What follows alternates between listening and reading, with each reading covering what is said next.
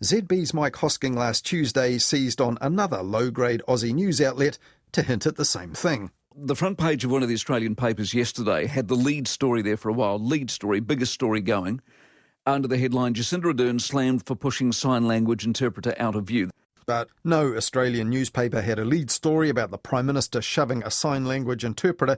What Mike Hosking was talking about there was a piece of flimsy clickbait from the Daily Mail Australia, notorious across the ditch for beating up and flagrantly plagiarising other Aussie outlet stories with minimal attribution, if any.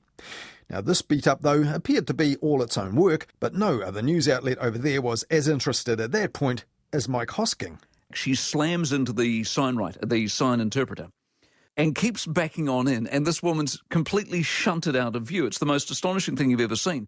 Well, actually, that was one of the least astonishing things Media Watch saw that morning. One person bumping into another one, making room for someone else, and then apologising almost immediately.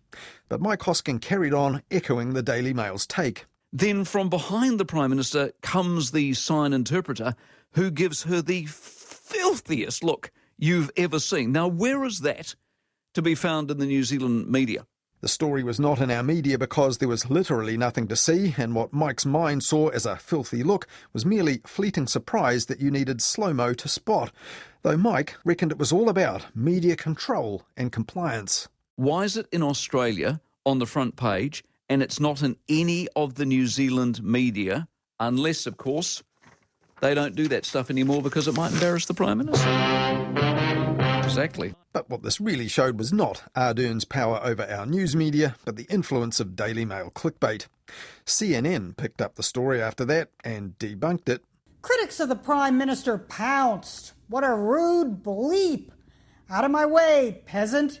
But they seem to ignore the Prime Minister's exclamation of surprise, followed by an apologetic smile. Commenters noted she clearly didn't mean to do this, and there was literally not a single push.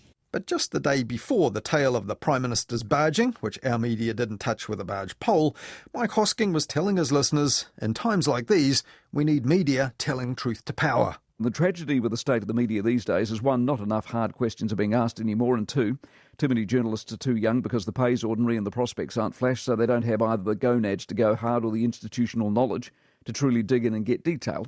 And without the gonads to go hard on hard questions, he said, politicians and officials are saying any old rubbish these days and getting away with it. We're in lockdown because of fear around hospital capacity. We're in lockdown because we are slow on the vaccine and didn't use tools like saliva testing when we should have. Thus, these issues are critical, and therefore the truth is imperative. And if the truth is so easily muddied and so hard to access, if we are led by spinners and BSs, what hope have we?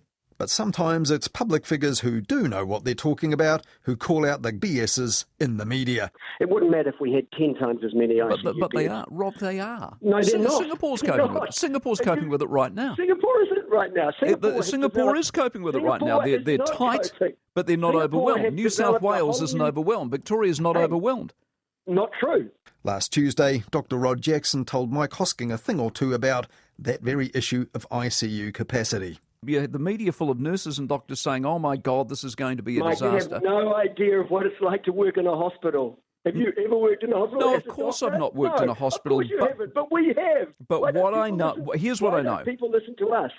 Have you ever been in hospital? No. Seems though it's not just the young and poorly paid journos who have trouble with spin and BS in our media.